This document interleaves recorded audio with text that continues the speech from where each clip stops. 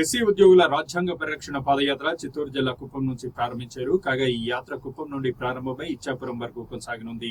ఈ మేరకు కుప్పంలోని అంబేద్కర్ విగ్రహానికి పూలమాలలు వేసి నివాళులు అర్పించిన అనంతరం యాత్రను కేంద్ర మాజీ మంత్రి చింతామోహన్ ప్రారంభించగా యాత్రలో రాష్ట్రంలోని వివిధ జిల్లాల నుండి అధిక సంఖ్యలో తరలివచ్చిన ఎస్సీ ఉద్యోగులు, పలు సంఘాల నేతలు పాల్గొని నినాదాలు చేశారు. అనంతరం రాజ్యాంగాన్ని కాపాడుకోవడం కోసం చేపట్టిన యాత్రను విజయవంతం చేయాలని రాష్ట్ర మాల ఉద్యోగుల సంక్షేమ సంఘం అధ్యక్షుడు అశోక్ బాబు పిలుపునిచ్చారు. వెంటనే ఎస్సీ వర్గీకరణను ఆపాలని, క్రిమిలేయర్ను రద్దు చేయాలని డిమాండ్ చేశారు.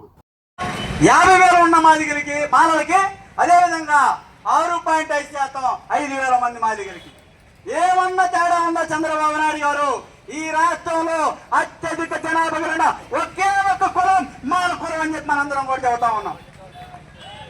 అలాంటి మాలలను అన్యాయం చేస్తే అంటే మా మాలలు ఓట్లు లేకుండా చంద్రబాబు నాయుడు గారు ముఖ్యమంత్రి అయ్యారా అని మేము ప్రశ్నిస్తా ఉన్నాం. కనుక ఇవన్నీ కూడా గుర్తుపెట్టుకోవాలి. ప్రభుత్వాలు తప్పనిసరిగా కూడా వర్గీకరణ రూపసంహరించాలని చెప్పి కోరుకుంటూ, మరొకటి ఈ తరంలో దాదాపు ఒక 70-80 మాల సంఘాలు ఉంటే రాష్ట్రంలో ఈ మాల సంఘాలన్నింటినీ ఏకం చేయడంలో ఒక కీలక భూమిక. అందరిని కూడా అక్టోబర్ 7వ తేదీ ముఖ్యంగా ఈ రాజ్యాంగ పరిరక్షణ యాత్రలో ముఖ్య ఉద్దేశం ఏంటంటే భారత రాజ్యాంగం కల్పించిన ప్రాథమిక హక్కులు కూడా సామాన్యుడు ఉపయోగించుకోలేని పరిస్థితిలో ఉన్నామంటే ఆ రోజు అంబేద్కర్ గారు ఒకే మాట చెప్పారు, ఈ రాజ్యాంగం అమలు కాలేదు అంటే తప్పు రాజ్యాంగానికి కాదు, దాన్ని అమలు చేసే పాలకులది మరియు అటువంటి పాలకులను ఎన్నుకున్న ప్రజలది మాత్రమే. కాబట్టి రాజ్యాంగాన్ని ఎవరైతే సంరక్షిస్తారో, రాజ్యాంగాన్ని ఎవరైతే అమలుపరుస్తారో అటువంటి వాళ్ళని రాజ్యసభలకి, చట్టసభలకు పంపించమని అంబేద్కర్ గారు ఆ రోజు చెప్పడం జరిగింది. ఈ రోజు యాత్ర యొక్క ముఖ్య ఉద్దేశం రాజ్యాంగ పరిరక్షణ. రాజ్యాంగ పరిరక్షణ చేసుకోవాలంటే రాజకీయం చేయాలి, చట్టసభల్లో అడుగు పెట్టాలి. దానికి ఈరోజు ఆంధ్ర రాష్ట్రం నలుమూలల నుంచి మాలలు, మాల ప్రతినిధులు, మాల జేఏ సంఘ అధ్యక్షులు, రాజకీయ నాయకులు అందరూ ఏకతాటి మీదకి వచ్చి రాజ్యాంగాన్ని కాపాడుకోవాలంటే రాజకీయం చేయాలి. చట్టసభల్లో అంబేద్కర్ వారసుడు రాజ్యాంగాన్ని చేతపట్టి అడుగు పెట్టినప్పుడు మాత్రమే సామాన్యుడికి రాజ్యాంగం కల్పించిన హక్కులు అమల్లోకి వస్తే నిర్ణయం తీసుకొని ఈ యాత్ర మొదలు పెట్టడం జరిగింది. ఉదాహరణకి ఆర్టికల్ నంబర్ 17 ఎప్పుడో సూచించినటువంటి అంటరానితనం నిర్మూలన ఈరోజు మీరు చూస్తూనే ఉన్నారు. ప్రతి గ్రామంలో నడిబొడ్డులో సైతం అంటరానితనమైనటువంటి కారాల రక్కసి కారాల నృత్యం చేస్తూ ఉంది. కాబట్టి ప్రాథమిక హక్కులు అమలు చేయడం కోసం చట్టసభలకు వెళ్లడమే లక్ష్యంగా మాలలు ఈ యాత్రను చేపట్టారు. మాలలంటే మాలలు ఒక్కళ్లే కాదు, మాలలతో కలిసి వచ్చే ప్రతి ఒక్క కులానికి చట్టసభల్లో వాళ్ళ ఓటింగ్ శాతం ఎంత ఉందో అధికారంలో అంత వాటా కల్పించడమే లక్ష్యంగా మాలో నాయకత్వం తీసుకొని బహుజనులకు రాజ్యాధికారం తీసుకురావడమే లక్ష్యంగా ఈ యాత్ర మొదలుపెట్టాం. కాబట్టి భారత రాజ్యాంగ యాత్రలో ఆంధ్రప్రదేశ్ నలుమూలల నుంచి వచ్చిన వీళ్లే కాకుండా గ్రామంలో ఉన్న ప్రతి ఒక్కరూ పాల్గొనవలసిందిగా పిలుపునిస్తున్నాం. కాపాడుకుందాం భారత రాజ్యాంగాన్ని. అశోక్ బాబు, రాష్ట్ర మాల ఉద్యోగ సంఘం అధ్యక్షుడిని. ఈరోజు ప్రధానంగా ఆగస్టు 3వ తారీఖు నుంచి కుప్పం నుండి ఇచ్చాపురం వరకు కూడా భారత రాజ్యాంగ పరిరక్షణ యాత్రని మొదలుపెట్టాము. ఈ యొక్క భారత రాజ్యాంగ పరిరక్షణ యాత్ర ఎందుకని మనం ఆలోచించినట్టయితే భారత రాజ్యాంగాన్ని సక్రమంగా అమలు చేయకుండా, భారత రాజ్యాంగం ఇచ్చినటువంటి హక్కుల్ని సక్రమంగా అమలుపరచకుండా, అంబేద్కర్ గారు ఇచ్చినటువంటి రిజర్వేషన్లు కూడా అగమ్య గోచరం చేసినటువంటి ఈ యొక్క రాజకీయ కుట్రలను వ్యతిరేకిస్తూ వర్గీకరణ పేరుతో దళితుల మధ్య చిచ్చు పెట్టి తగాదాలు పెట్టి తనులాడు చూస్తున్న కేంద్ర రాష్ట్ర ప్రభుత్వాల యొక్క చర్యను వ్యతిరేకిస్తూ ఉన్నాం. నిజంగా మీరు సామాజిక న్యాయం చేయాలనుంటే, నిజంగా మీకు ఈ ప్రభుత్వాలకు సామాజిక న్యాయం చేయాలనుంటే తమిళనాడు తరహాలో మాదిగరికి అదేవిధంగా మాలలకి ఊరు వెనకాలబడి ఉండడానికి 3% రిజర్వేషన్ అమలు పరుస్తుంది. మొత్తం 18% రిజర్వేషన్ అమలు పడుతుంది తమిళనాడు. అదేవిధంగా వచ్చేసి పంజాబ్ 15% వెనకాల పడ్డ జనాభాను గుర్తొచ్చి 5% నుంచి 20% అమలు పరుస్తూ ఉంది. అట్లా అమలు పరచండి. మాల మాదిగలు వెనకాల పడ్డ వాళ్ళకి ఉపయోగించుకుంటారు, 15% ఉమ్మడిగా ఉపయోగించుకుంటాం. అంతేకాని మీకు నిజంగా దళితుల మీద ప్రేమ ఉంటే ప్రైవేట్ రంగాల్లో రిజర్వేషన్లు అమలు చేయాలి. అదేవిధంగా వచ్చేసి యావత్ రాష్ట్రం చూస్తూ ఉన్నాం. ఈ రాష్ట్రంలో ఉత్తరప్రదేశ్, బీహార్ ఉన్నట్టు ఉంది. దళితుల మీద దాడులు విపరీతంగా పెరిగిపోయి ఇలాంటి దాడులను వ్యతిరేకిస్తూ ఉన్నాం. అదేవిధంగా వచ్చేసి దళిత క్రైస్తవులందరూ కూడా ఎస్సీ రిజర్వేషన్ అమలు చేయాలి. మీరు గుడిలోకి రానిస్తే మా ఎస్సీ జనాభా చర్చలకు పోయే వాళ్ళని మేము అడుగుతా ఉన్నాం. అంటే కనుక బాబాసాహెబ్ డాక్టర్ బిఆర్ అంబేద్కర్ ఇచ్చినటువంటి రాజ్యాంగ హక్కులు కాపాడాలని చెప్పి డాక్టర్ బిఆర్ అంబేద్కర్ వారసుడిగా, విద్యావంతుడిగా, pay back to society Ambedkar గారు చెప్పాడు, విద్యావంతులు ఉద్యోగస్తులు మీరు నా రిజర్వేషన్ ఉపయోగించుకొని ఇంట్లో ఉండటం కాదు, నేను ఇచ్చిన అవకాశాలతో సమాజాన్ని చైతన్యం చేయమన్నాడు.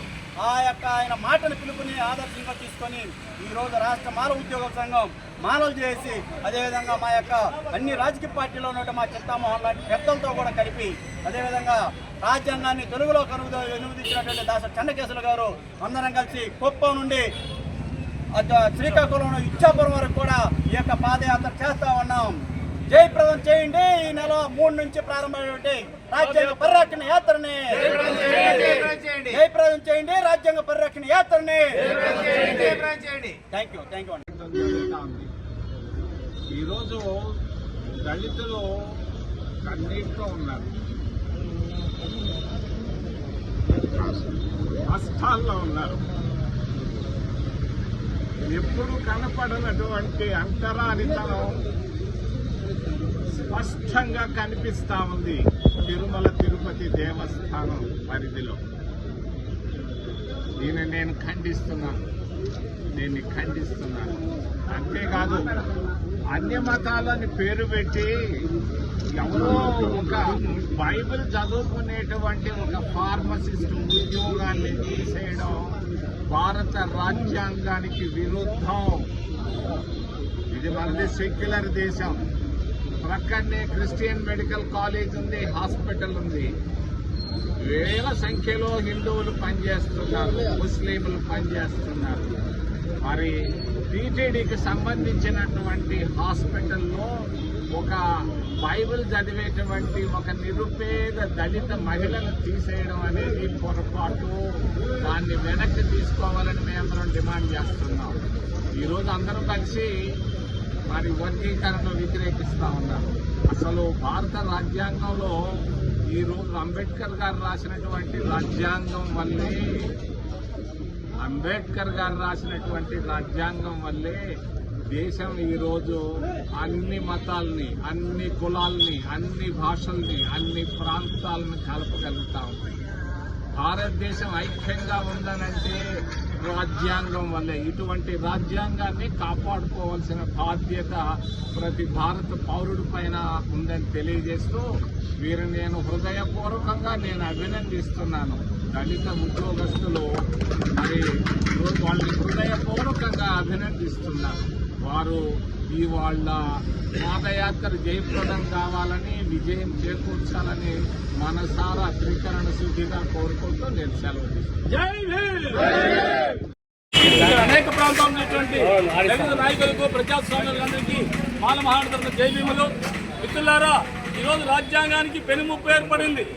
15 సంవత్సరాలు పరిపాలించిన నరేంద్ర మోడీ ఈరోజు రాష్ట్ర వ్యాప్తంగా ఉన్నటువంటి ప్రజాస్వామిక సంఘాలన్నీ కూడా మాల మహానాడు, మాల ఉద్యోగుల సంఘంతో కలిసి పనిచేస్తూ ఉంది. ఈ రాజ్యాంగ పరిరక్షణ సమితి చెన్నకేశ్వర గారి నాయకత్వాన మరి పెద్దలు మాజీ కేంద్ర మంత్రులు మరి చింతామోహన్ గారు రావడం మాకు చాలా ఆనందదాయకం. మరి ఈరోజు ప్రధాన అంశం ఏంటంటే రాజ్యాంగం చిక్కుల్లో పడ్డది. నరేంద్ర మోడీ పాలనలో రాజ్యాంగాన్ని పెనుమార్పులు చేయడానికి వారు నాగపూర్లో పెద్ద కుట్ర జరుగుతూ ఉంది. సంతులు, సన్యాసులు కలిసి రాజ్యాంగాన్ని మార్చాలని, మనువాద రాజ్యాంగాన్ని ప్రవేశపెట్టాలని చేస్తున్నారు. అందులో కుట్ర భాగమే 2004లో ఈవి చెన్నయ్య వర్సెస్ ఆంధ్రప్రదేశ్ గవర్నమెంట్ చేసినటువంటి సుప్రీంకోర్టు తీర్పును దాన్ని వ్యతిరేకిస్తూ 2023 ఉన్నటువంటి మందకృష్ణ, కామ్గా ఉండే మందకృష్ణ 2023లో కేంద్ర ప్రభుత్వ అధినేత నరేంద్ర మోడీ మాటని జస్టిస్ అటువంటి బల్విందర్ సింగ్ వర్సెస్ పంజాబ్ గవర్నమెంట్ చేస్తున్న దాంట్లో ఇంప్లీడ్ అయ్యాడు. అంతవరకు రిజర్వేషన్ నుంచి పట్టించుకొని ఆ దొంగ ఆ రోజు కావాలని చెప్పి వచ్చి నరేంద్ర మోడీ కుట్రబన్ని ఈ సంవత్సరం ముందు నిన్నటి రోజునే ఒక తీర్పు ఇచ్చాడు. అది తీర్పు అనేకంటే సలహా అనొచ్చు. ఎందుకంటే ప్రభుత్వాలు మీరు వర్గీకరణ చేయవచ్చు, అది మీ ఇష్టమైనది. అయితే ఇంకోటి ఏమంటే ఇంపీరికల్ డేటా అన్నారు. ఇవాళ చంద్రబాబు నాయుడు కానీ అట్లాగే రేవంత్ రెడ్డి కానీ ఇంపీరికల్ డేటా తీసుకోవాలా. 2011లో ఉండి సెన్సస్ తీసుకొని ఆ సెన్సస్తోనే మాళ్ళకు అన్యాయం చేసింది. దాదాపు 70% ఉన్న మాళ్ళకు 50% ఇచ్చారు, 30% ఉన్న మాదిగలకు 50% ఇచ్చారు. ఇది దురాక్రమణ. మరి మాళ్ళ ఓటుతో తెలిసిన చంద్రబాబు చేస్తున్నారు జగ. దీనికి వ్యతిరేకంగా ఈ పరిరక్షణ యాత్రలో పాలక వర్గాన్ని ఎండగడుతూ ప్రభుత్వం దాదాపు ఈ ఒక ఏడాదిలో 850 అత్యాచారాలు జరిగాయి. ఈ అత్యాచారాలకు వ్యతిరేకంగా రాజ్యాంగ పరిరక్షణ చేయాలని, దళితులకు హక్కులు కాపాడాలని మేము కోరుతున్నాం. అందరూ పాల్గొని దీన్ని విజయవంతం చేయాలని కోరుతున్నాం. జై భీమ్.